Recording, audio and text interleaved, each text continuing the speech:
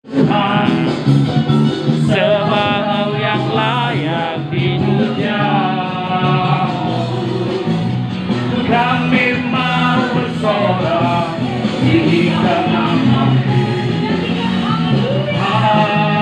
Haleluya.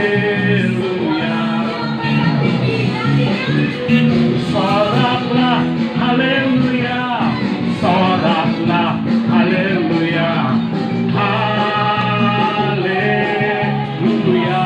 Soraklah haleluya. Soraklah haleluya. Soraklah haleluya. Haleluya.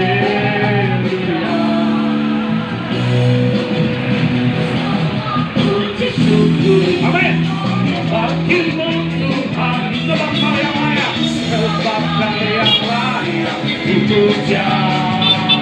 Kami mau bersorak, kami mau bersorak, tinggikan nama-Mu. Haleluya. Soraklah haleluya. Soraklah haleluya. Haleluya.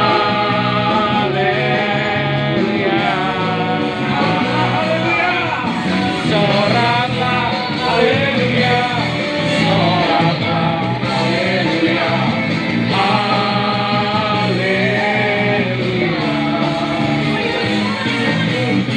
Soraklah haleluya. Soraklah haleluya. Haleluya. Amin. Soraklah haleluya. Soraklah haleluya. Haleluya.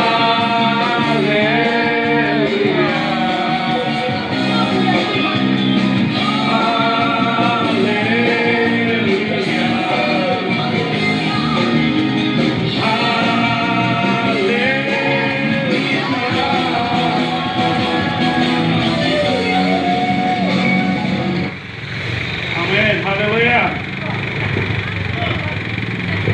Ya, Bapak Ibu Saudara, sore ini kami datang di tempat ini mengingat beberapa waktu yang lalu kita melihat video-video yang mana ada usaha-usaha untuk menarik kita keluar dari iman kita.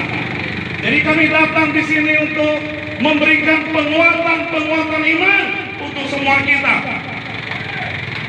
Jadi Bapak Ibu tidak perlu kaget, kami bertujuan supaya iman kita semakin teguh di dalam Tuhan.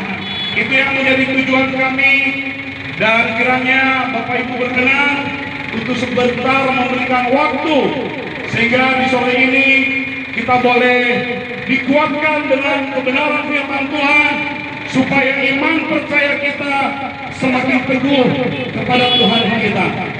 Baik Bapak Ibu Saudara, sebelum kita mendengarkan firman Tuhan di sore hari ini, saya mengajak kita untuk berdoa. Mari kita tundukkan kepala, mari kita berdoa. Bapa di surga, kami bersyukur oleh kasih-Mu yang besar untuk kami, di mana Engkau telah mati bagi kami di atas kayu salib. Kami bersyukur oleh pengorbanan-Mu mendatangkan keselamatan bagi kami. Seharusnya kami manusia berdosa yang harus binasa oleh karena dosa-dosa kami, tetapi oleh kasih-Mu yang telah Engkau berikan, Engkau curahkan bagi kami, melalui pengorbanan-Mu yang besar itu, mendatangkan keselamatan hidup yang kekal kepada kami, sehingga kami tidak binasa, melainkan kami beroleh hidup yang kekal. Terima kasih untuk pengorbanan-Mu, terima kasih untuk kasih-Mu yang terus kami nikmati, kami alami setiap saat di dalam kehidupan kami. Bapa, di sore hari ini kami berdoa untuk masyarakat kota Pasar Teluk Dalam. Kami berdoa menyerahkan setiap masyarakat yang ada di pasar ini ke dalam tangan Tuhan. Biar kiranya di sore hari ini Tuhan Engkau melawat mereka, Tuhan Engkau campur tangan di dalam kehidupan mereka, Tuhan Engkau menjamah kehidupan mereka, memulihkan mereka, membuat mereka semakin menyenangkan hati-Mu, mengenal Engkau. Dan di sore hari ini Bapa, Hamba rindu untuk menyampaikan kebenaran firman-Mu bagi semua kami. Biarlah kami diberkati, biarlah Roh Tuhan bekerja di dalam hati kami, sehingga firman yang kami dengar di sore hari ini Tuhan memberkati kami semuanya. Terima kasih Bapa, ini doa kami. Kami melawan, kami menghancurkan segala benteng-benteng musuh, kuasa si jahat yang ingin mengganggu kami di sore hari ini. Kami tolak, kami usir di dalam nama Tuhan kami Yesus Kristus. Segala roh yang berasal dari si jahat kami tangking usir di dalam nama Tuhan Yesus. Dan hanya Roh Kudus-Mu ya Tuhan, kiranya yang memberkati kami dan memenuhi kami di sore hari ini. Terima kasih Bapak, ini doa kami. Hanya di dalam Kristus Tuhan kami sudah berdoa dan bersyukur. Amin. Baik Bapak Ibu Saudara, kita melihat dunia saat ini semakin hari semakin tidak jelas.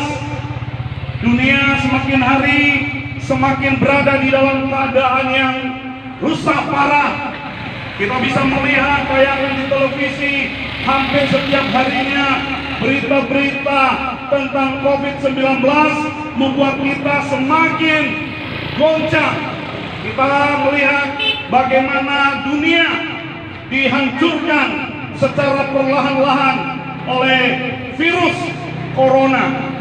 Nah, Bapak Ibu, itu kita lihat ketidakpastian semakin hari terjadi di dalam dunia di mana kita berada. Dan memang benar Bapak Ibu Saudara, tidak ada yang pasti di dunia ini.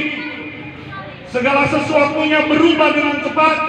Kita lihat sekarang ini mungkin kita merasa sehat, tapi tidak berapa lama kita akan jatuh sakit. Nah, itulah Bapak Ibu kenyataan di dalam dunia ini, bahwa kita tidak bisa menemukan kepastian di dunia ini. Namun Bapak Ibu, ada satu yang pasti akan terjadi di dalam dunia ini, yaitu kematian. Ya, kematian adalah sesuatu yang pasti.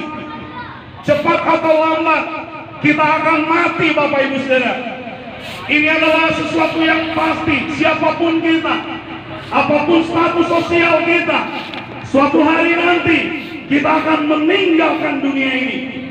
Tetapi pertanyaannya Bapak Ibu, bukan kapan kita akan meninggal. Sebab itu rahasia Tuhan yang tidak perlu kita tahu.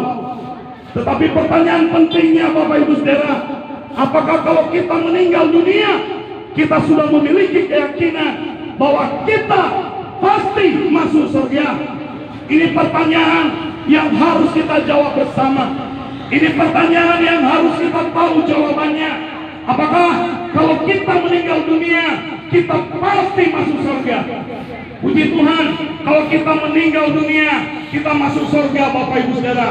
Tetapi betapa celakanya kalau justru bukannya mati masuk surga, tapi kita justru mati masuk neraka. Bapak Ibu, mari renungkan sejenak pertanyaan ini. Seandainya kita meninggal dunia sore hari ini, apakah Bapak Ibu sudah yakin pasti akan masuk surga? Dulu Bapak Ibu, ketika pertama kali saya mendengar pertanyaan ini, jujur di dalam hati kecil saya, ya mulut saya berkata saya yakin. Tapi jauh di dalam hati kecil saya Bapak Ibu Saudara, ada sebuah keraguan-raguan. Memang mulut saya berkata yakin, tapi hati saya ragu akan hal itu. Jawaban saya yakin itu oleh karena memang hanya ada dua pilihan, yaitu surga atau neraka. Kalau saya yakin itu berarti saya akan ke surga, tapi kalau saya tidak yakin itu berarti saya akan mati masuk neraka Bapak Ibu Saudara. Tetapi saya tidak mau mati masuk neraka. Jadi jawaban saya yakin Bapak Ibu sebenarnya adalah sebuah harapan bahwa kalau saya mati, saya mau masuk surga. Nah, jika ada di antara kita di pasar ini Bapak Ibu Saudara, ada yang ragu-ragu, yang tidak tahu kalau mati kemana, apakah akan ke surga atau ke neraka. Tapi di sore hari ini Bapak Ibu, saya ada kabar baik untuk saya sampaikan kepada kita. Tentu semua kita ingin masuk surga, bukan? Tidak ada orang di dunia ini yang tidak ingin ke surga. Semua mau masuk surga.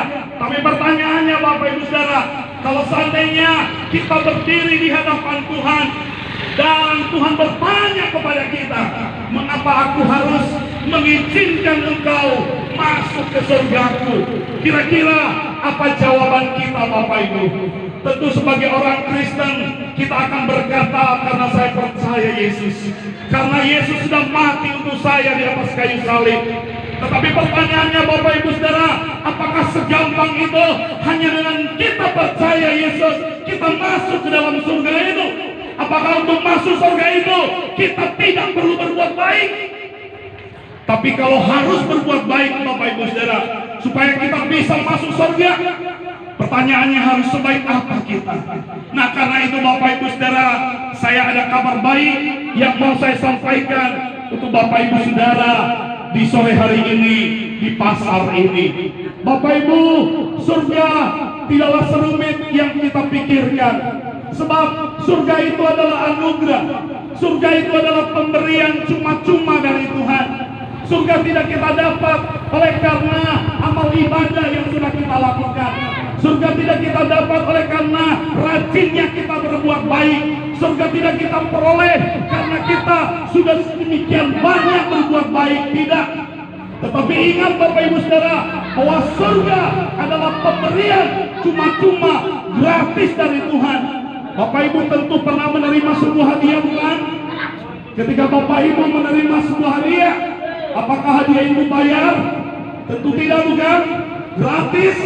Ya, kita menerimanya dengan cuma-cuma, tidak perlu membayar. Nah, demikian juga Bapak Ibu, kita menerima surga, pemberian dari Tuhan dengan cuma-cuma, bukan usaha kita dan bukan karena upah kita. Akan tetapi Bapak Ibu Saudara, meskipun surga itu cuma-cuma, gratis pemberian Tuhan, tapi saya mau katakan kepada kita Bapak Ibu, tidak satu manusia pun di dunia ini layak menerima surga itu. Kenapa? Apa yang menjadi halangan? Apa yang menghalangi kita menerima anugerah itu? Jawabannya Bapak Ibu Saudara adalah dosa. Kalau saya mengatakan dari sini bahwa semua manusia berdosa, tentu Bapak Ibu Saudara akan setuju dengan saya, bukan? Karena memang betul, tidak ada seorang pun yang tidak berdosa. Semuanya berdosa. Saya orang berdosa Bapak Ibu Saudara. Saya berdiri di sini dan memberitakan firman Tuhan ini bukan berarti saya tidak berdosa. Saya juga orang berdosa, sama seperti Bapak Ibu Saudara. Kita semua manusia berdosa. Tetapi ngomong-ngomong tentang dosa Bapak Ibu, apa sebenarnya dosa? Dosa adalah perbuatan yang melanggar patokan Tuhan. Dosa adalah perbuatan yang tidak berkenan di hadapan Tuhan. Contohnya mencuri, merampok, membunuh, berzina Bapak Ibu Saudara. Itu adalah contoh-contoh dosa. Nah, betul Bapak Ibu Saudara, bahwa membunuh adalah berdosa. Tetapi kalau kita tidak membunuh, bukan berarti kita tidak berdosa. Sebab kalau kita memang tidak membunuh, tetapi kita membenci sesama kita, sama saja dosa Bapak Ibu Saudara. Mungkin ada Bapak Ibu yang berkata, saya tidak mencuri. Betul Bapak Ibu, kita tidak mencuri. Tapi bukan berarti Bapak Ibu dan saya tidak berdosa. Kita tidak mencuri, tapi kalau kita mengingini, sama saja juga itu dosa Bapak Ibu Saudara. Mungkin ada yang berkata, saya Pak tidak pernah berzina. Bagus.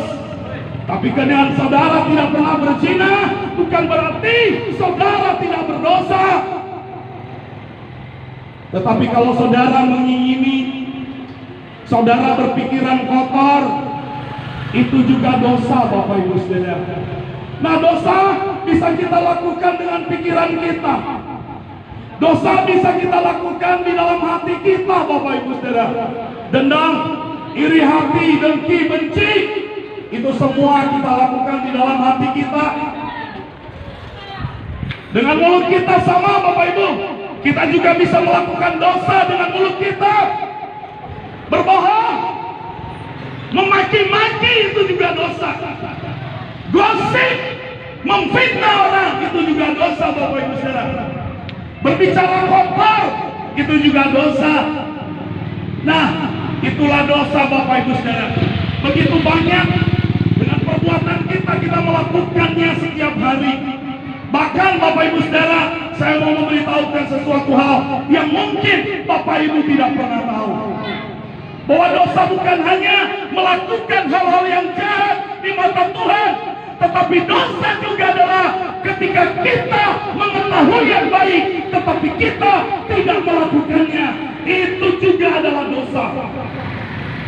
Kita tahu bahwa berdoa itu baik, tapi ingat, ketika kita tidak melakukannya Bapak Ibu, itu adalah dosa. Kita tahu beribadah kepada Tuhan, menghormati orang tua itu baik, tapi ingat, ketika kita tidak melakukannya itu dosa. Seandainya ada seorang anak kecil terjatuh, sebenarnya kita bisa menolong dia, tetapi kita mengabaikannya. Anak kecil itu sudah berteriak meminta kepada kita, mohon, Pak, Tante, Ibu, tolong angkat. Tapi kita diam saja Bapak Ibu Saudara, kita tidak mau. Saya mau katakan, itu pun juga adalah dosa. Nah Bapak Ibu Saudara, kalau begitu banyak jenis dosa, kira-kira dalam satu hari berapa dosa yang akan kita lakukan?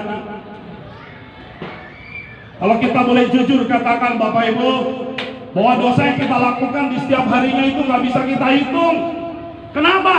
Karena banyak sekali dosa itu.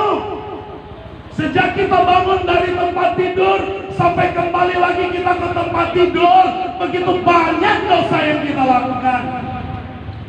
Nggak bisa dihitung. Tapi saya percaya kita orang baik Bapak Ibu Saudara, bukan penjahat. Kalau penjahat mungkin dosanya banyak, tapi katakan kita ini adalah orang baik, orang saleh, orang benar.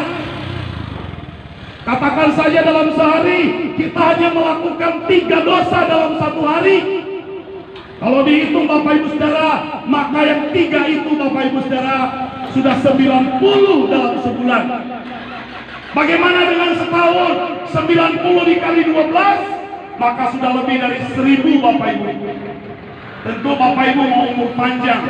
Jika Tuhan izinkan kita hidup di dunia ini, kita hidup 80 tahun saja katakan. Jika 1 tahun 1000 dosa yang kita perbuat, maka selama 80 tahun sudah 80.000 dosa yang sudah kita perbuat Bapak Ibu Saudara. Padahal kita berkata tadi kita orang baik.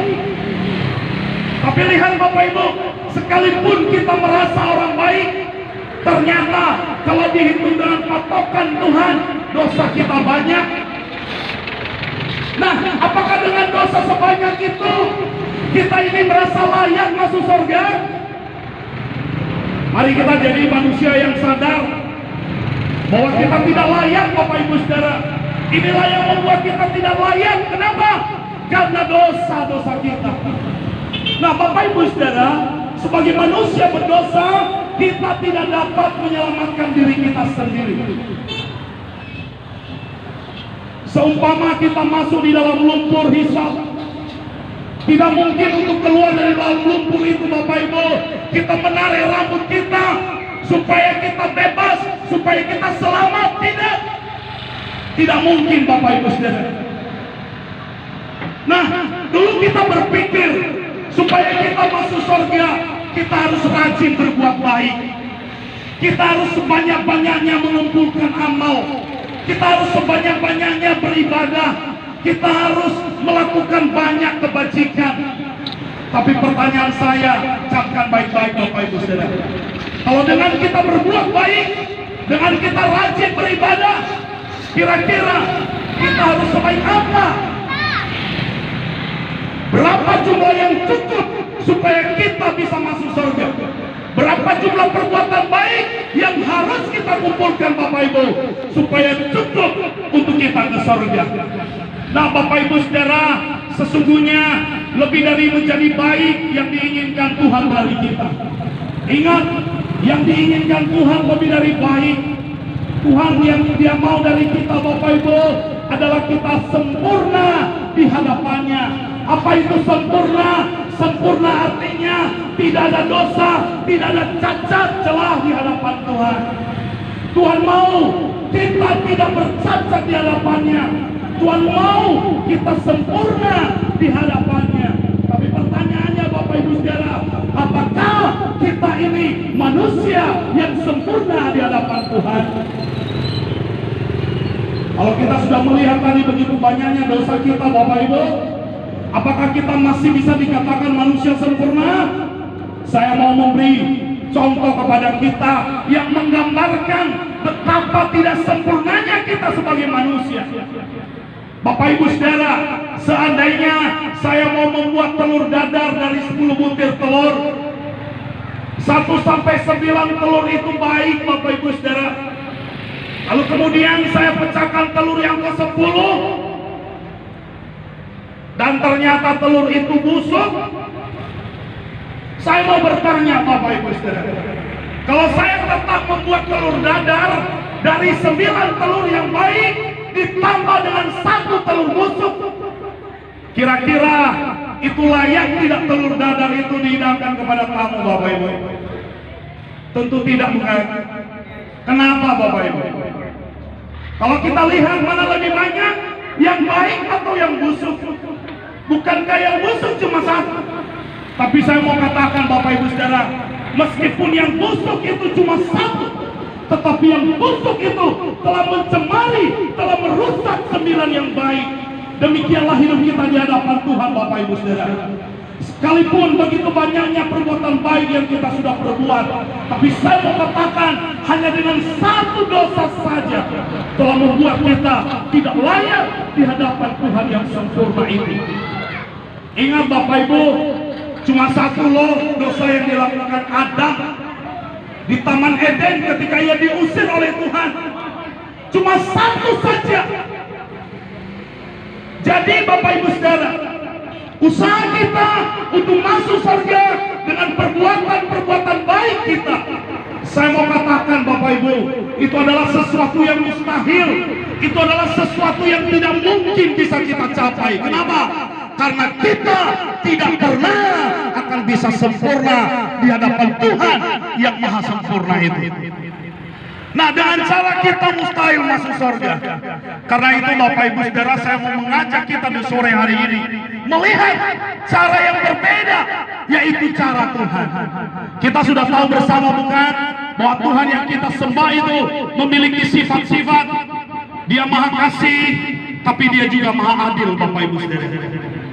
Ada pengertian yang salah di dunia yang dimiliki orang tentang Tuhan yang maha kasih. Sebagian orang berpikir bahwa Tuhan yang maha kasih itu seperti kakek yang baik. Kakek yang baik Bapak Ibu Saudara umumnya sayang sama cucunya. Sekalipun cucunya nakal, kurang ngajar, bandel, tetapi tetap saja si kakek akan mengasihi cucunya dan tidak akan menghukum. Ada banyak orang berpikir bahwa Tuhan juga seperti kakek yang hanya mengasihi dan tidak menghukum. Itu sebabnya mereka berpikir begini, gak apa-apa kita bikin dosa, tar kita mohon ampun datang kepada Tuhan, dosa selesai. Dengarkan baik-baik, itu salah Bapak Ibu Saudara. Sebagian lagi berpikir bahwa Tuhan itu seperti Pak Polisi. Kita tahu Pak Polisi itu tugasnya sebagai penegak hukum. Kalau ada pencuri ditangkap, diproses tanpa ampun baginya. Nah Bapak Ibu, banyak orang berpikir Tuhan seperti Pak Polisi yang hanya menghukum saja. Salah hukum, salah hukum. Nah ini juga tidak benar Bapak Ibu. Kenapa? Karena mereka hanya menekankan keadilan Tuhan, tapi mengabaikan kasih-Nya. Yang benarnya Bapak Ibu, bahwa Tuhan itu maha kasih dan juga maha adil. Tuhan yang maha kasih adalah Tuhan yang sanggup mengampuni segala dosa-dosa kita. Ia sanggup untuk membebaskan kita. Ia sanggup untuk menghapus segala dosa kita. Akan tetapi Bapak Ibu Saudara, Dia bukan hanya kasih, tetapi Dia juga adalah adil. Adil artinya Bapak Ibu Saudara, Ia harus menghukum kita manusia berdosa. Memahami kasih Tuhan mudah. Ketika kita melakukan dosa, maka kita akan datang di hadapan Tuhan Bapak Ibu Saudara, memohon ampun. Kenapa? Karena kita tahu Dia maha kasih. Tetapi Bapak Ibu Saudara, untuk memahami keadilan Tuhan seringkali sulit kita pahami seperti apa Tuhan yang adil itu. Saya mau memberi contoh kepada kita Bapak Ibu Saudara, seperti apa Tuhan yang adil itu. Seandainya Bapak Ibu Saudara, oleh karena faktor ekonomi saya merampok di sebuah bank di kota Teluk Dalam. Tidak lama setelah saya merampok, lalu kemudian saya ditangkap polisi. Dengan barang bukti yang ada, akhirnya saya dibawa ke pengadilan. Di sana jaksa tuntut saya hukuman 5 tahun penjara. Tetapi sebelum hakim menjatuhkan vonis, saya memberi pembelaan diri berkata begini Bapak Ibu Saudara. Pak Hakim, saya mengaku saya bersalah. Dan Pak Hakim, semua uang yang saya rampok, saya sudah kembalikan. Tidak ada satupun yang saya pakai Pak Hakim. Dan saya berjanji Pak Hakim, saya mau bertobat, saya tidak akan ulangi lagi perbuatan ini. Saya mau bertanya kepada kita Bapak Ibu Saudara, apakah hakim itu adil kalau ia kemudian membebaskan saya? Sebagai hakim yang adil tentu ia harus menghukum kita, bukan?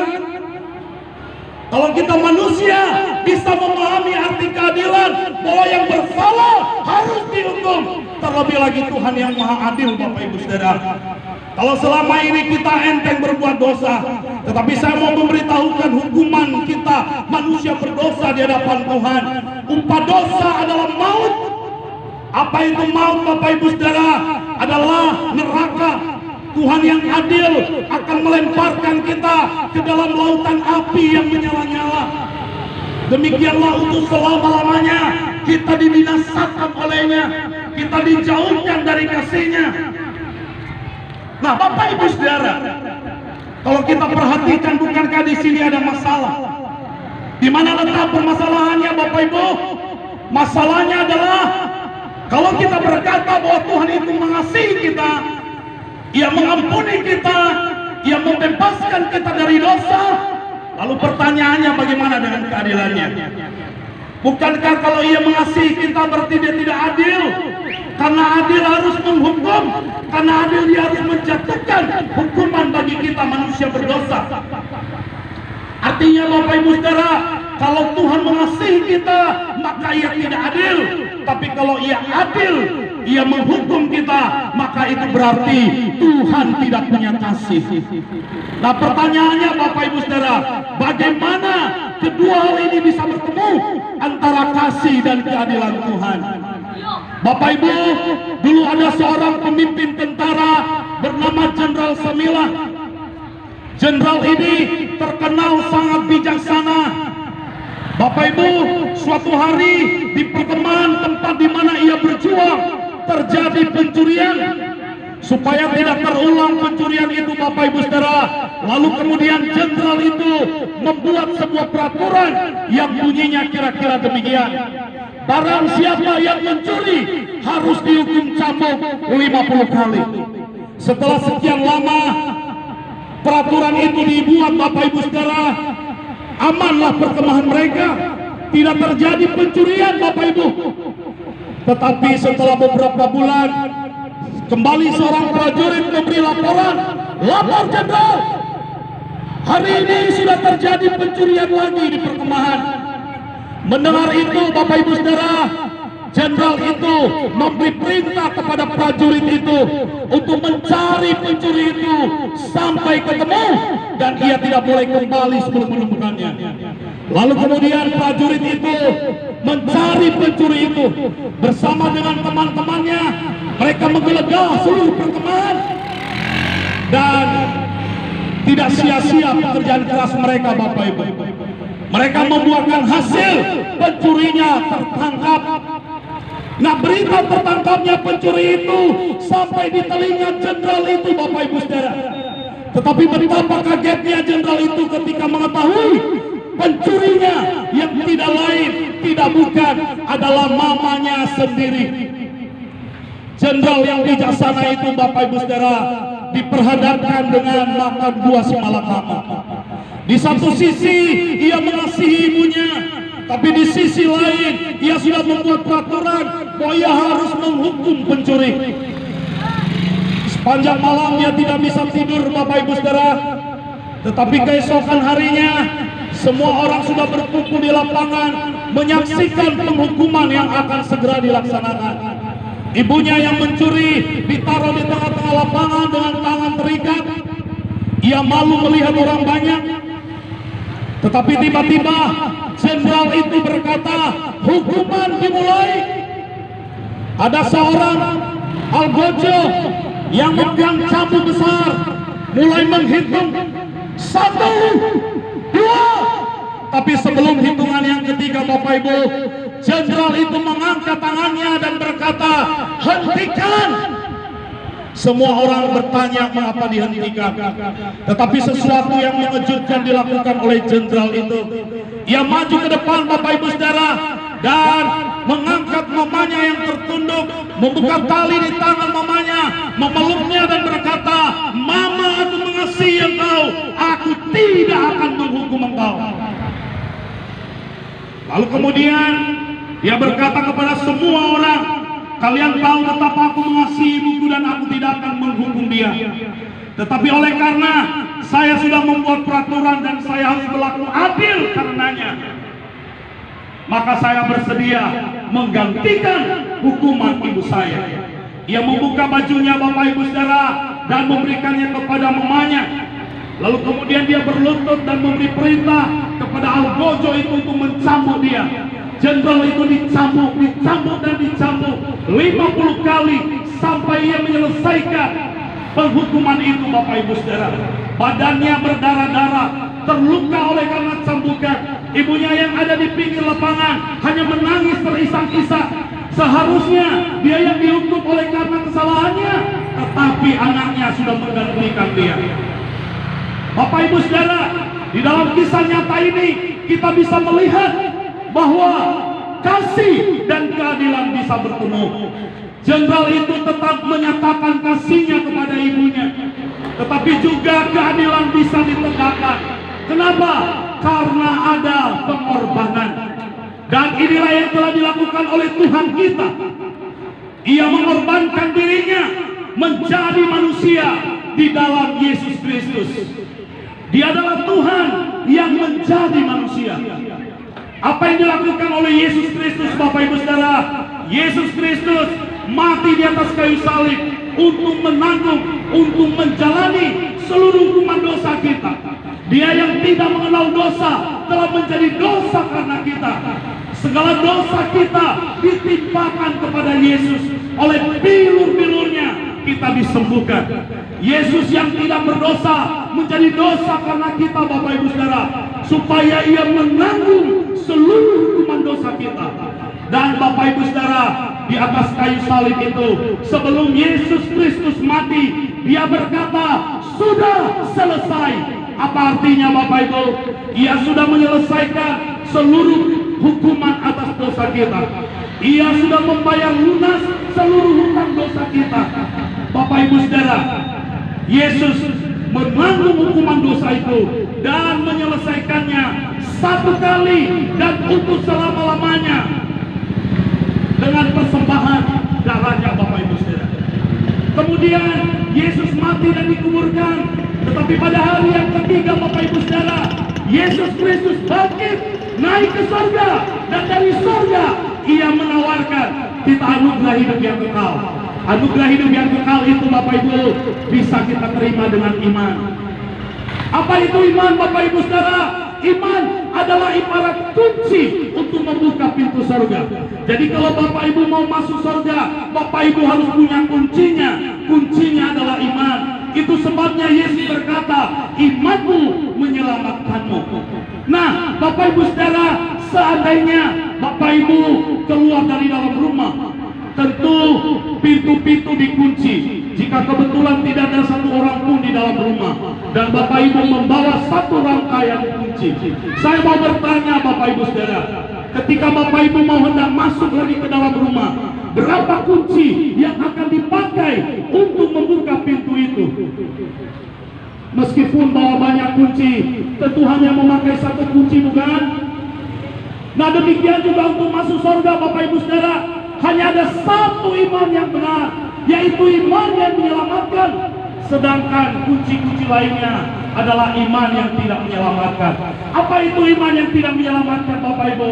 Seperti iman melompat dalam gelap, percaya tapi dia tidak tahu siapa dan apa yang dipercayai.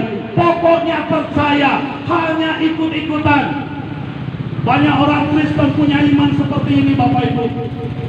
Mereka hanya ikut-ikutan beribadah, ikut-ikutan ke gereja, tapi sebenarnya dia tidak mengenal Yesus.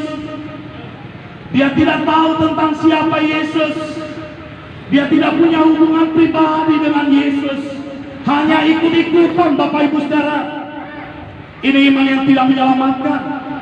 Iman yang tidak menyelamatkan lainnya, Bapak Ibu Saudara, adalah iman sementara. Apa itu iman sementara? Iman yang hanya tahu, setuju, dan mengandalkan Yesus di kepalanya. Dia hanya tahu Yesus di kepala, Bapak Ibu Saudara, tidak di dalam hati. Dia punya banyak pengetahuan tentang Alkitab, tapi dia tidak pernah hidup mengandalkan Yesus. Dia tahu banyak tentang Yesus, tapi tidak punya hubungan dengan Yesus. Saya kasih contoh, Bapak Ibu. Kita tahu siapa presiden kita, bukan? Pengetahuan kita tentang siapa presiden kita tidak menunjukkan bahwa kita punya hubungan dengan dia. Kita tahu siapa presiden kita, bahkan apa karirnya kita tahu. Tapi saya mau kasih tahu, Bapak Ibu Saudara, kita tidak bisa datang seenaknya kita ke tempat Jokowi. Kenapa? Karena kita tahu dia, tapi dia tidak tahu kita, Bapak Ibu Saudara. Kita tidak punya hubungan. Demikian juga, Bapak Ibu, kalau kita hanya tahu Yesus di kepala kita, tetapi kita tidak punya hubungan yang secara pribadi dengan Yesus, kita tidak berdekatan, kita tidak hidup akrab dengan Yesus, itu iman yang tidak menyelamatkan. Nah, iman yang tidak menyelamatkan lainnya, Bapak Ibu Saudara, adalah iman yang sementara. Apa itu iman yang sementara? Iman yang hanya mengandalkan Yesus untuk kebutuhan-kebutuhan sementara. Ketika sakit, berdoa andalkan Yesus. Ketika kesulitan ekonomi, berdoa andalkan Yesus. Ketika urusan pekerjaan, urusan keluarga, berdoa andalkan Yesus. Semua hal-hal itu, Bapak Ibu Saudara, baik, tetapi tidak menyelamatkan. Kenapa? Karena seringkali kita mengandalkan Yesus di dunia ini, tapi untuk masuk surga yang kita andalkan diri kita, perbuatan kita, kekuatan kita, kesalehan kita, ibadat kita, itu yang kita andalkan. Tidak sedikit hamba Tuhan mengandalkan pelayanannya, karena ia sudah banyak melayani, merasa layak masuk ke dalam surga. Saya mau katakan, Bapak Ibu Saudara, tempat orang yang mengandalkan dirinya, jelas firman Tuhan berkata, terkutuklah orang yang mengandalkan manusia, yang mengandalkan kekuatannya. Ironis bukan? Untuk kebutuhan di dunia mengandalkan Yesus, tapi untuk masuk surga mengandalkan diri sendiri. Itu iman yang tidak menyelamatkan. Nah, Bapak Ibu Saudara, bagaimana iman yang menyelamatkan? Iman yang menyelamatkan itu adalah mengenal dan mengandalkan Yesus Kristus saja untuk memperoleh surga, untuk memperoleh hidup yang kekal. Jadi untuk masuk surga, Bapak Ibu Saudara, kita perlu mengandalkan Yesus satu-satunya sebagai Tuhan dan Juru Selamat.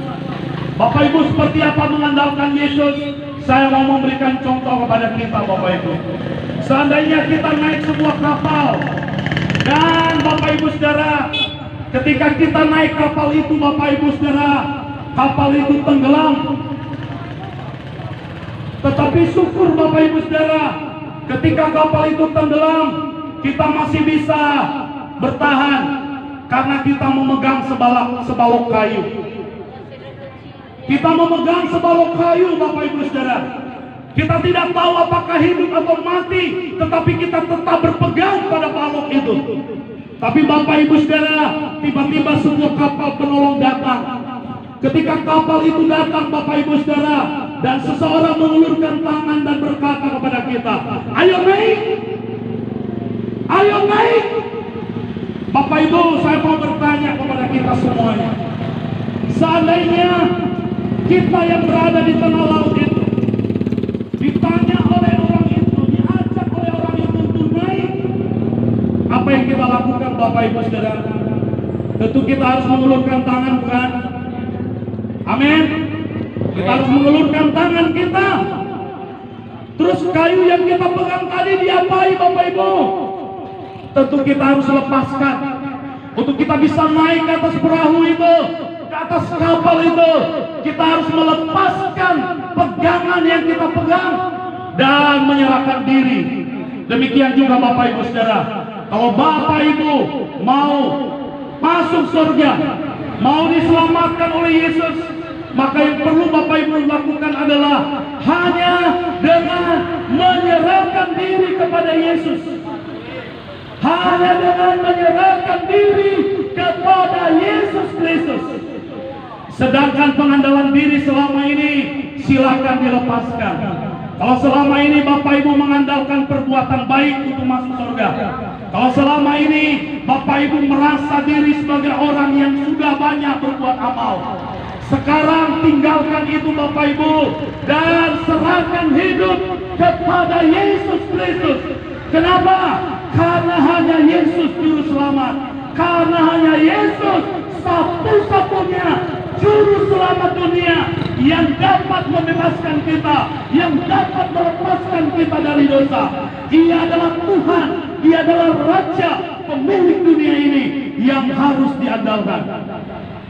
Jadi untuk selama Bapak Ibu Saudara, kita hanya mengandalkan Yesus. Kita harus percaya kepada Yesus Kristus sebagai Tuhan dan Juru Selamat. Seperti apa percaya itu Bapak Ibu Saudara? Dulu di Amerika ada seorang pemain sirkus bernama Mr. Blondin. Mr. Blondin ini pandai sekali berjalan di atas tali tanpa jatuh Bapak Ibu Saudara. Biasanya ia mengadakan pertunjukan di dalam gedung-gedung, tetapi lama-kelamaan pertunjukannya sepi, orang bosan melihat. Tetapi Bapak Ibu Saudara, sebuah pertunjukan spektakuler dilakukan oleh Mr. Blondin, yaitu mengadakan sebuah pertunjukan berjalan di atas tali di atas air terjun Niagara, yaitu air terjun yang terbesar di dunia yang menghubungkan Amerika dengan Kanada.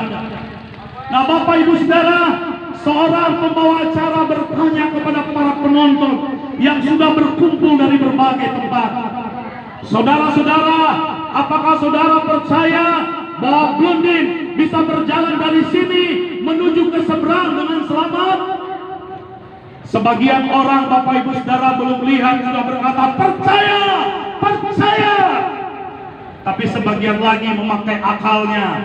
Dia berkata, kalau selama ini di dalam gedung, di dalam ruangan tertutup, okelah gampang. Tapi ini di tempat terbuka, coba dulu.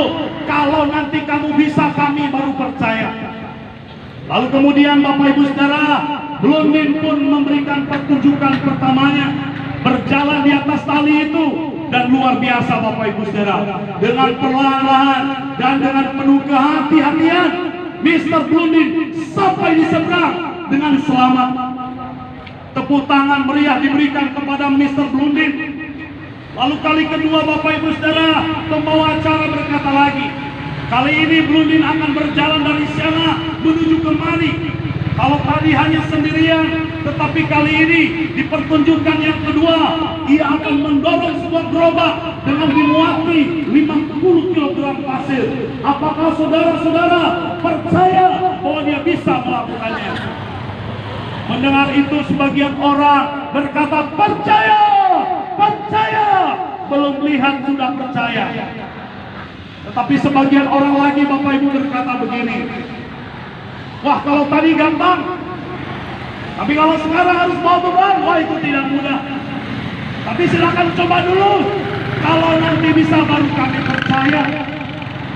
Lalu kemudian Bapak Ibu Saudara, Blondin pun berjalan perlahan-lahan di atas tali itu dengan mendorong sebuah gerobak dimuati 50 kg pasir. Ia berjalan perlahan-lahan dengan kehati-hatian dan akhirnya ia sampai ke seberang dengan selamat. Bapak Ibu Saudara, tepuk tangan meriah diberikan kepada Mr. Blondin. Luar biasa. Untuk ketiga kalinya pembawa acara berkata, nah ini yang terakhir. Kali ini Mr. Blondin akan berjalan dari sini menuju ke sana. Kalau tadi mendorong gerobak dengan 50 kg pasir, tetapi kali ini dia akan mendorong gerobak itu dengan 1 orang manusia di dalamnya. Apakah Anda percaya? Apakah saudara-saudara percaya? Sebagian orang berkata percaya, percaya. Belum lihat sudah percaya. Tapi sebagian lagi berkata, Bapak Ibu, begini, mereka memakai otak mereka. Mereka berkata, oke, kami akan percaya kalau berat manusia di dalam gerobak itu seberat pasir. Dan bila perlu, manusia yang di dalam gerobak itu harus diikat supaya dia tidak bergerak-bergerak. Kembali MC bertanya kepada semua penonton, Bapak Ibu Saudara, apakah Bapak Ibu percaya bahwa Blondin bisa melakukannya? Semua orang bagaikan paduan suara gabungan, Bapak Ibu Saudara, semua berkata percaya, percaya, percaya. Lalu kemudian pembawa acara mendekati seorang ibu. Dia bertanya kepada ibu itu, Bu, apakah ibu percaya Blondin bisa melakukannya? Dia menjawab, awalnya saya ragu-ragu, tetapi setelah melihat 2 kali pertunjukannya, saya percaya sekarang. Saya yakin Mr. Blondin pasti sanggup, pasti bisa untuk membawa ke seberang. Lalu kemudian pembawa acara berkata, baik kalau begitu Bu, bagus. Bagaimana? Apakah ibu mau menjadi sukarelawan untuk naik ke dalam gerobak? Wah, ibu itu pucat. Dia berkata, saya percaya Pak, tapi jangan saya. Saya tidak berani. Lalu MC datang lagi kepada seorang bapak. Lalu dia bertanya, Pak, apakah Bapak percaya bahwa Blondin bisa berjalan di atas tali, mendorong gerobak dengan 1 orang manusia di dalamnya? Lalu dia berkata, ya, saya ini pengagum Mr. Blondin. Dari dulu saya suka pertunjukannya. Saya akui kehebatannya. Saya percaya ia sanggup. Saya percaya dia bisa. Pembawa acara berkata, bagus. Bagaimana Pak? Apakah Bapak mau naik ke gerobak Mr. Blondin untuk dibawa ke seberang? Si bapak seperti ibu yang tadi menjawab, oh jangan saya. Saya takut ketinggian Pak. Jangan saya, orang lain saja. Bapak Ibu Saudara, akhirnya MC berkata, kalau begitu pertunjukan ini dihentikan. Kenapa? Karena tidak ada orang yang bersedia untuk naik ke dalam gerobak.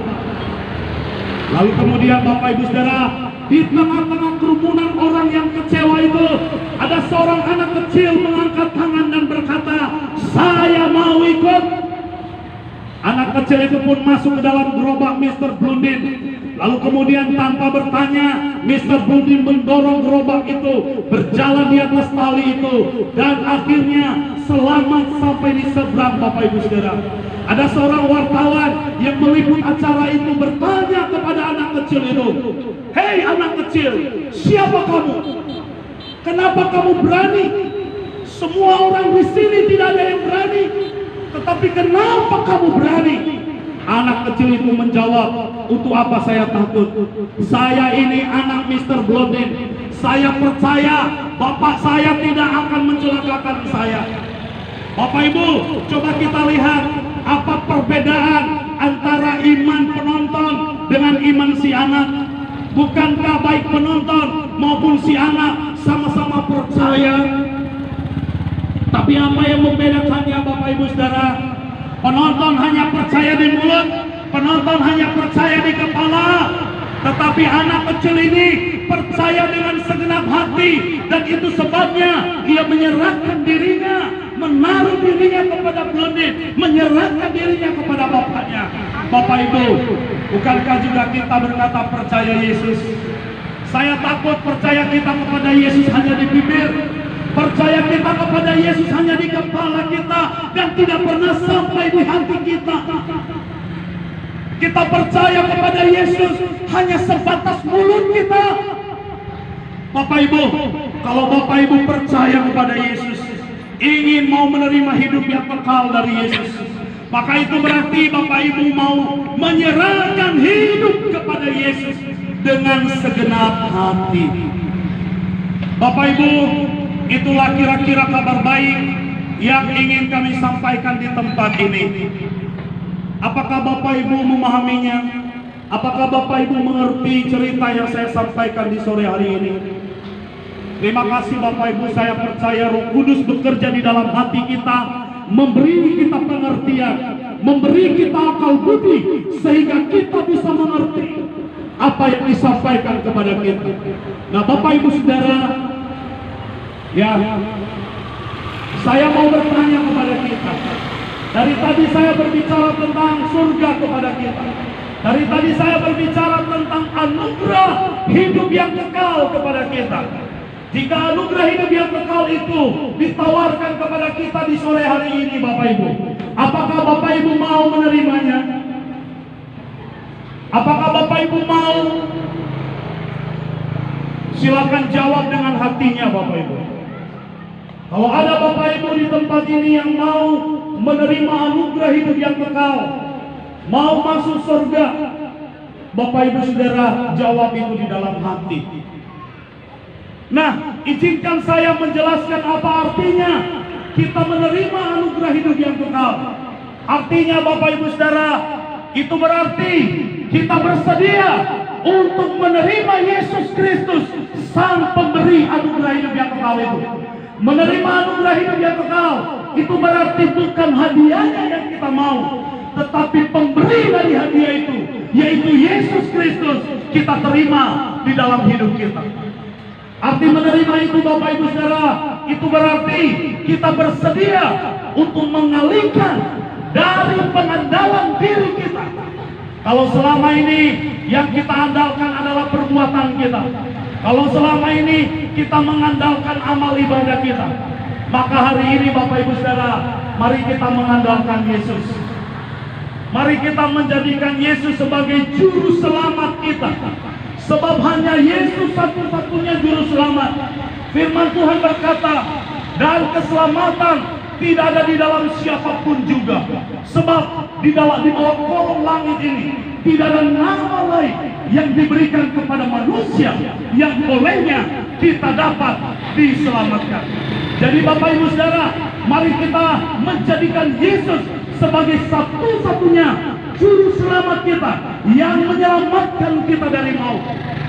Yang ketiga Bapak Ibu, arti menerima itu berarti kita bersedia untuk membuka hati dan mempersilahkan Tuhan masuk di dalam hati kita.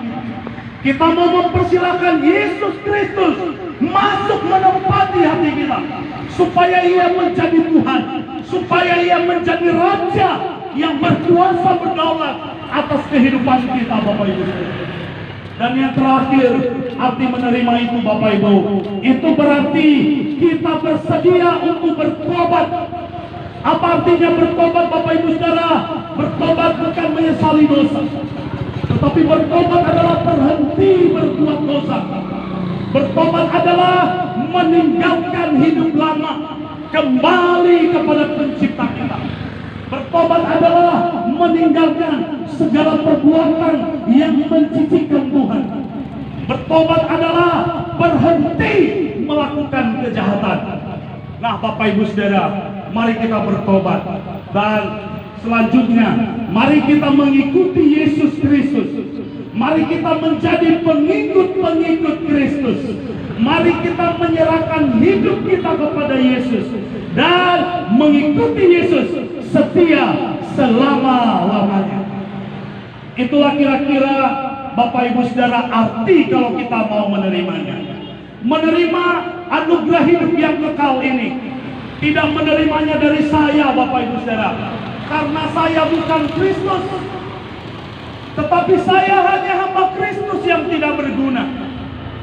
Tetapi Bapak Ibu Saudara, sebagai hamba Kristus, saya mau mengajak kita untuk bersama-sama kita meminta anugerah hidup yang kekal itu, yang asalnya dari Yesus Kristus. Firman Tuhan berkata, barang siapa yang meminta menerima, mintalah maka akan diberikan kepadamu. Melalui doa kita di sore hari ini, Bapak Ibu Saudara, jika ada Bapak Ibu Saudara yang Roh Kudus berbicara di dalam hatinya, ingat, Roh Kudus berbicara di dalam hatinya, jangan mengeraskan hati. Kita sudah berada di zaman akhir, Bapak Ibu Saudara. Sebentar lagi Yesus Kristus akan datang kembali. Oleh karena itu, ini saatnya kita membuka hati dan kita mempersilakan Yesus masuk di dalam hidup kita, ambil alih segenap hidup kita, menjadi Tuhan yang berkuasa atas kehidupan kita. Jika Bapak Ibu tidak keberatan, bagi Bapak Ibu yang mau, mari kita berdoa. Mari silakan di tempat duduk masing-masing. Silakan pejamkan mata, tidak usah malu Bapak Ibu Saudara. Kita akan berdoa. Apa yang saya katakan di dalam doa Bapak Ibu, saya minta kepada Bapak Ibu untuk mengucapkan kembali dengan bersuara. Saya ulangi Bapak Ibu, apa yang saya ucapkan di dalam doa, saya minta kepada Bapak Ibu Saudara yang mau menerima Yesus Kristus di dalam hidupnya. Mari Bapak Ibu mengucapkan kembali kata-kata doa itu dengan bersuara. Kita mulai. Tuhan Yesus, saya orang berdosa, tidak dapat menyelamatkan diri sendiri. Hari ini Tuhan, saya sudah mendengar Injil. Saya mengerti bahwa hanya melalui Yesus Kristus saya diselamatkan. Saya datang kepadamu. Saya memohon ampun atas dosa-dosaku. Ampuni aku Tuhan. Sucikan aku Tuhan. Kuduskan hidupku ya Tuhan. Oleh darah-Mu yang telah tercurah di atas kayu salib. Hari ini Tuhan, saya mau menerima Engkau di dalam hidupku. Dan saya bersedia meninggalkan pengandalan diriku dan mengalihkannya kepadamu. Saya mau mengandalkan Engkau. Saya mau menjadikan Engkau sebagai satu-satunya juru selamatku. Dan saya mau membuka hatiku Tuhan. Masuklah di dalam hatiku. Menjadi Tuhan, menjadi Raja, menjadi penguasa tunggal atas hidupku. Dan saya berjanji Tuhan, dengan pertolongan Roh Kudus, saya mau bertobat. Saya mau meninggalkan dosa. Saya mau meninggalkan hidup lama dan mau masuk dalam hidup yang baru dengan mengikut Yesus setia selama-lamanya.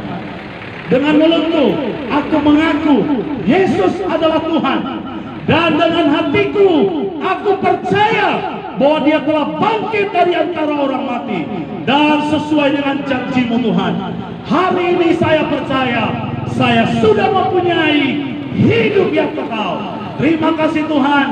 Segala puji dan hormat hanya bagi-Mu di tempat maha tinggi. Di dalam nama Tuhan Yesus saya sudah berdoa. Sama-sama katakan amin. Bapak Ibu Saudara, apa yang barusan kita lakukan adalah penyerahan diri kepada Yesus. Saya mau memberitahukan kita firman Tuhan, janji Yesus tentang apa yang barusan kita lakukan Bapak Ibu. Yesus di dalam Yohanes pasal 6 ayat 47 berkata, Aku berkata kepadamu, sesungguhnya barang siapa percaya, ia mempunyai hidup yang kekal. Sekali lagi saya bacakan, di dalam teks bahasa Nias Bapak Ibu dikatakan demikian. Sindunuhu niwa'adu kemi kejamati soba auri sile aitu. Bapak Ibu Saudara, Yesus berkata sesungguhnya, artinya benar-benar, artinya amin, yaitu pasti dan benar. Bapak Ibu, Yesus tidak akan pernah mengingkari janjinya bagi kita. Yesus tidak akan pernah berdusta, Bapak Ibu. Janjinya iya dan amin pasti akan digenapinya.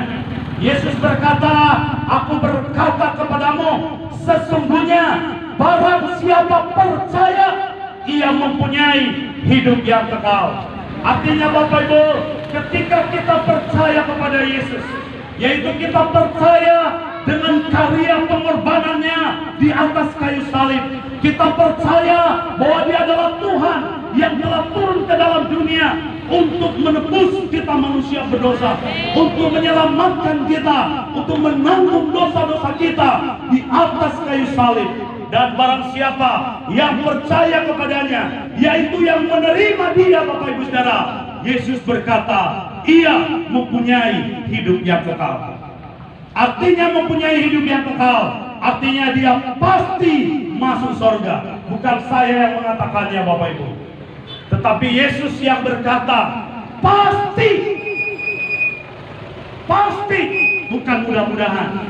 Bapak Ibu tentu tidak mau yang mudah-mudahan, bukan? Bapak Ibu tentu mau yang pasti, bukan? Dan saya mau berkata, hanya di dalam Yesus Kristus ada kepastian keselamatan. Amin. Amin. Tidak ada di tempat lain. Di tempat lain hanya mudah-mudahan, tetapi di dalam Yesus Kristus ada kepastian. Kita pasti akan diselamatkan dari murka Tuhan di masa yang akan datang. Itu sebabnya barang siapa yang percaya kepadanya tidak binasa, melainkan beroleh hidup yang kekal. Kapan kita menerimanya, Bapak Ibu? Yaitu ketika kita percaya kepada Yesus Kristus. Bapak Ibu, jaminan keselamatan kita ditentukan oleh Dia. Saya mau memberikan contoh kepada kita, Bapak Ibu Saudara. Bapak Ibu Saudara, ketika kita percaya kepada Yesus, kita menjadi anak-anaknya. Dia menjadi Bapa kita dan kita anaknya. Sebagai Bapa, Dia memegang hidup kita, Bapak Ibu. Dia memegang hidup kita. Ya, seandainya tangan kanan saya ini tangan Tuhan, Dia memegang kita seperti ini, Bapak Ibu. Dia memegang kita erat dan tidak seorang pun bisa merebut kita darinya. Dia katakan di dalam Yohanes pasal 10 ayat 28, dan aku memberikan hidup yang kekal kepada mereka, dan mereka pasti tidak akan binasa sampai selama-lamanya, dan seorang pun tidak akan merebut mereka dari tanganku. Yang menjadi jaminan keselamatan kita, Bapak Ibu Saudara, adalah janji Yesus, kesetiaannya yang kekal, kebaikan, kemurahan hatinya yang tidak akan pernah berubah. Amin. Amin. Yesus pasti menyelamatkan kita, yaitu orang-orang yang percaya kepadanya, yang menerima Dia sebagai Tuhan dan Juru Selamat. Bapak Ibu Saudara, sebelum kita berpisah sore hari ini, saya kembali ke pertanyaan saya ketika pertama kali. Seandainya setelah mendengar ini, Bapak Ibu, apakah Bapak Ibu seandainya meninggal dunia sekarang, yakin pasti masuk surga? Kita yang percaya kepada Yesus, kita memiliki keyakinan, imanmu yang menyelamatkanmu. Bapak Ibu Saudara, dan jika kita meninggal dunia hari ini dan kita berdiri di hadapan Tuhan, dan jika Ia bertanya kepada kita, mengapa aku harus mengizinkan engkau masuk surgaku? Apa yang akan Bapak Ibu jawab? Kalau saya akan menjawab, karena saya percaya kepada Yesus. Karena memang itu janji Yesus Kristus. Karena percaya, karena iman kepada Yesus Kristus. Lalu kalau begitu Bapak Ibu, kalau hanya karena iman kita masuk surga, lalu untuk apa kita berbuat baik? Berbuat baik tujuannya adalah untuk berterima kasih kepada Tuhan. Berbuat baik sebagai ucapan syukur kita kepadanya. Jadi kita berbuat baik bukan supaya kita masuk surga, karena perbuatan baik kita cemar tidak bisa menyelamatkan kita, Bapak Ibu. Tetapi perbuatan baik kita lakukan sebagai ucapan terima kasih kita kepada Yesus yang sudah mati bagi kita di atas kayu salib. Apa tujuan kita berbuat baik? Tujuan kita berbuat baik untuk menggenapi tujuan dari penyelamatan itu sendiri. Tuhan menyelamatkan kita bukan karena perbuatan baik kita, tetapi kita diselamatkan untuk berbuat baik. Jadi sebagai orang yang percaya kepada Yesus, saya mau mendorong kita, mari kita rajin beribadah, mari kita sungguh-sungguh ikut kepada Yesus, mari kita sungguh-sungguh di dalam iman kita kepada Dia, mari kita tekun berbuat baik, mari kita lakukan firman Tuhan di dalam kehidupan kita sebagai bukti buah bahwa kita orang percaya. Dan ketika kita percaya Bapak Ibu, kita mendapat status baru, yaitu anak-anaknya. Anak-anaknya. Anak-anaknya berarti kita adalah ahli waris kerajaannya. Amin. Biar kiranya firman Tuhan ini memberkati kita semuanya. Kita berdoa.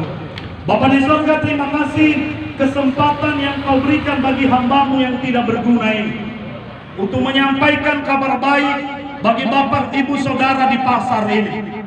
Dan mereka sudah mendengar kabar baik itu. Dan hamba berdoa biar kiranya iman mereka semakin bertumbuh di dalam pengikutan mereka akan Tuhan. Hamba menyerahkan mereka kepada-Mu. Tangan Tuhan sendiri yang memegang mereka erat sampai mereka bertemu muka dengan Tuhan ketika waktu Tuhan datang. Terima kasih Tuhan, kiranya berkat Tuhan dicurahkan dalam kehidupan kami. Kami juga berdoa untuk Kabupaten Nia Selatan. Berkati kabupaten kami, berkati pemerintahan yang ada, bupati, wakil bupati, Engkau berkati seluruh SKPD yang ada, Engkau berkati TNI Polri, Engkau berkati seluruh unsur di pemerintahan di daerah ini, bahkan di bangsa kami. Kami menyerahkan mereka ke dalam tangan Tuhan. Kiranya Tuhan berkat-Mu dicurahkan atas Kabupaten Nia Selatan, atas Indonesia. Terima kasih Tuhan, terpuji mulia nama Tuhan selama-lamanya. Di dalam nama Tuhan Yesus kami sudah berdoa. Yang percaya, yang diberkati, bersama kita katakan amin. Terima kasih. Shalom. Shalom.